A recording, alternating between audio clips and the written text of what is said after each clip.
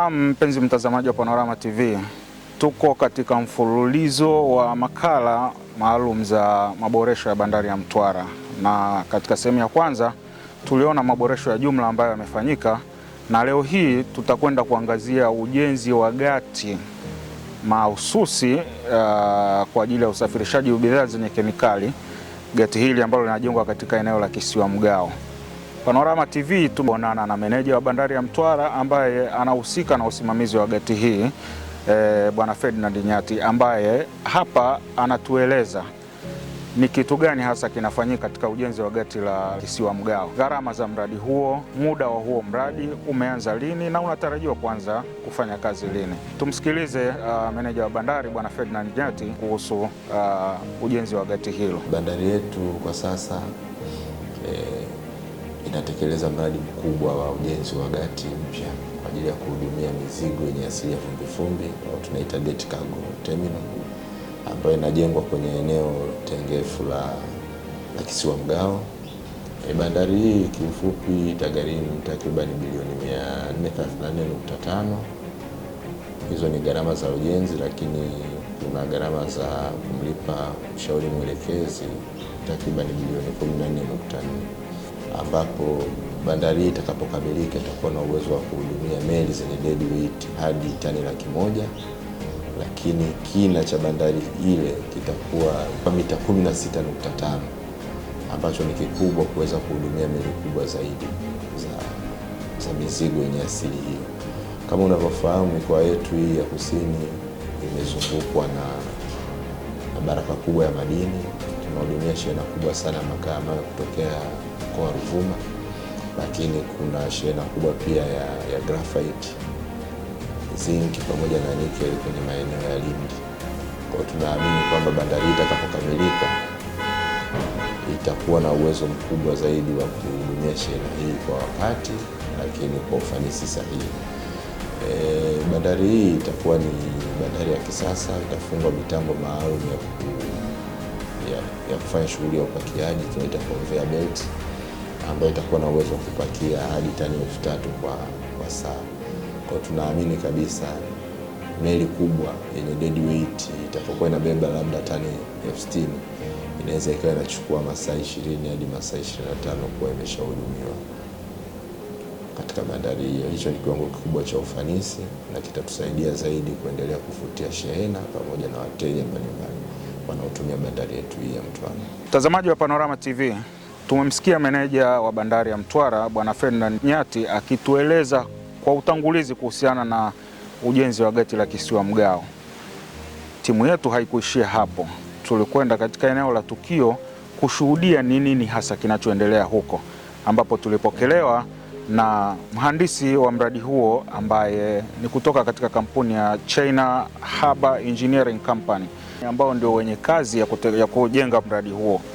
Mwenyeji wetu alikuwa mhandisi Shangali Kiungi, ambaye pamoja na mambo mengine anatueleza ni nini kinachofanyika hapa, ujenzi huu umefikia hatua gani, pamoja na mambo mengine kama ambavyo tutakwenda kumsikia. Hii ndio gati yetu. Gati yetu kama unaona, access ya kuingia kwenye gati inaanzia pale, inakuja inaingia hapa, upana wa mita 40 kuanzia hapo kustretch mpaka mwisho kule, alafu huku inaenda mita 300 kuanzia hapo kwenda hivi mita 300 mpaka pale. Sasa hivi ni mita 100 tumefika, na board pile kama unavyoona, haya mapipa ni pile ambazo tayari tumeshazijenga. Mpaka sasa hivi tumejenga pile 88, tutakuwa na jumla ya pile 250. Sawa, mpaka sasa ni pile 88. Kwa majina naitwa Engineer Shangali, ni engineer mzawa ninayefanya kazi chini ya kampuni ya China Harbour Engineering Limited, ambayo katika mradi huu ni mkandarasi ambayo amepewa jukumu la ujenzi wa bandari ya Kisiwa Mgao, bandari ambayo inahusisha ujenzi wa storage yard au hifadhi za makaa ya mawe pamoja na bidhaa zingine chafu, pamoja na ujenzi wa gati ya mita 400 na upana wa mita 40, ikiambatana na uchimbaji wa kina cha bahari channel ambayo itakuwa ikiruhusu meli kuweza kufika katika gati ambayo tunaijenga. Nyuma yangu hapa kuna ujenzi unaoendelea wa majengo ambayo ni pamoja na warehouses, workshops na majengo mengine ambayo yatakuwa yakitumika kwa ajili ya operations za bandari hii.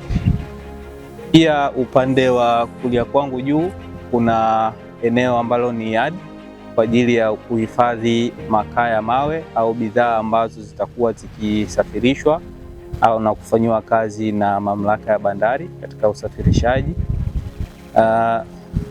Pia tutaenda kuangalia upande wa gati ambapo zoezi la ujenzi pia linaendelea.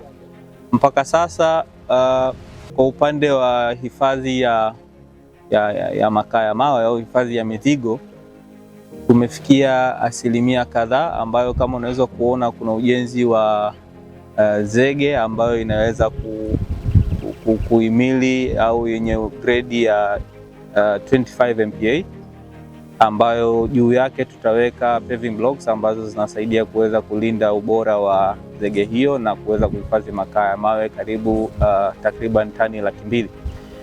Gati yetu itakuwa na uwezo wa kuhudumia meli ya tani 100,000, lakini hifadhi yetu ni kubwa zaidi, mara 2 ya mzigo ambao tunaweza kuhudumia katika gati. Kwa hiyo uhifadhi utakuwa ni wa kutosha kuweza kukamilisha usafirishaji wa makaa hayo. Pia katika eneo hili la hifadhi kuna miundombinu ambayo tutaijenga ambayo ni ya kuweza kufunga conveyor belt ambayo itakuwa inahamisha material kutoka kwenye yadi kuyapeleka kwenye gati, ambayo yatakuwa yanatumia mfumo wa umeme ambao ni automated, na utakuwa ukifanya kazi hiyo direct mpaka kwenye meli, hivyo kurahisisha au kuongeza ufanisi wa utendaji kazi katika bandari hii. Mtazamaji wetu, tumemsikia mhandisi Shangali Kiyungi akituelezea mambo mbalimbali kuhusiana na ujenzi huu. Tumemsikia akitueleza kwamba ujenzi umefikia hatua gani, pamoja na mambo mengine ya msingi kuhusiana na mradi huu kwa ujumla. Lakini tunafahamu kwamba kila mpango wa maboresho unaofanywa unakuwa na faida zaidi ya ile ambayo imelengwa. Hapa lengo ni kuwa na gati ambayo itaongeza tija na ufanisi katika utendaji wa bandari ya Mtwara. Lakini je, ni mambo gani mengine ambayo nje ya bandari yanakuwa yamenufaisha jamii ya Mtwara kutokana na mradi huu? Tumsikie tena mhandisi Shangali Kiyungi akitueleza faida gani ambazo watu wa Mtwara wanatakiwa kujivunia kutokana na mradi huu. Yes, fursa ni nyingi. Wakazi wa vijiji vinavyozunguka mradi huu asilimia kubwa tumekuwa tukijitahidi kuwapa nafasi kama priority, kwa sababu wao ni wazawa na mradi upo maeneo yao, kuwapa nafasi katika opportunity tofauti tunazowekeza. Lakini unajua tunasema kwamba nafasi huwa si kufanya direct, pia kuna indirect. Nafikiri unaweza ukaona hapa tulipo tuko almost kilomita 40 kutoka Mtwara mjini. Mahitaji mengi sana tunayategemea tuyapati kutokana na vijiji vinavyotuzunguka, au la basi tuende. Kwa mara nyingi tumekuwa tukitafuta namna ambayo kwa namna moja au nyingine Watanzania au watu ambao wanazunguka mradi wanaweza wakatusaidia kupata mahitaji tofauti katika mradi. Kwa hiyo opportunity ni nyingi sana. Wafanyakazi ni wengi sana wanaopatikana kutoka maeneo ya kijiji cha Mgao, Kisiwa na Mgogoli, hata pengine wengine kutoka Sudi. Lakini activities zingine ambazo zimekuwa zikiendelea around au zinazohusiana kwa namna moja au nyingine na mradi zimekuwa zikihusisha wanakijiji na Watanzania ambao wanazunguka mradi. Mtazamaji wetu wa Panorama TV, tunashukuru kwa muda wako ulioutenga kwa ajili ya kushuhudia makala hii. Tunaamini kwamba umejifunza na umeelimika na umeona ni kwa kiasi gani serikali yetu inafanya jitihada za kuhakikisha kwamba zile fursa tulizonazo zinaendelea kuboreshwa ili ziendelee kuwa zenye tija zaidi hapa nchini. Nyuma ya kamera alikuwepo Festo Polea, msimamizi wa matangazo ni Grace Mwakalinga na mratibu wa kipindi ni Charles Mulinda. Mimi ni Ramadhani Msangi. Ninakuomba endelea kutufuatilia katika mitandao yetu ya kijamii, Facebook, Instagram, YouTube na pamoja na Twitter. Hadi wakati mwingine.